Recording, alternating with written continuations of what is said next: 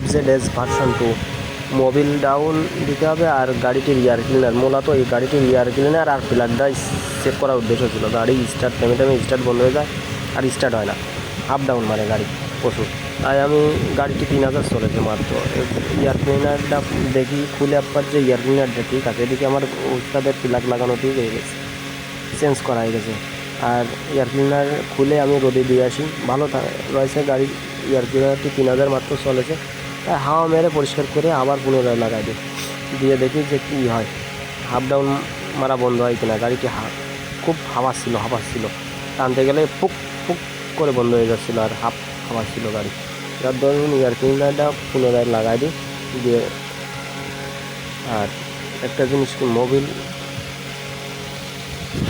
হবে না, সিট লাগাই দেওয়ার পরে আমি এদিকে মোবিল কয়েকটা লাগাচ্ছিলাম আমার ছোটো ভাই। আর একটা জিনিস খেয়াল করতে হবে, যতটুকু পারা যায় মোবিল নিচে নাটটা হাত দিয়ে লাগানো, নাই অনেক সময় হয় কি রেঞ্জে লাগালে গ্যাসটা কাটার ভয় থাকে। আর এদিকে টাইপ 00 করে দিলাম। মোবিল আমি আপনারা বলতে পারেন ইয়ামা লুক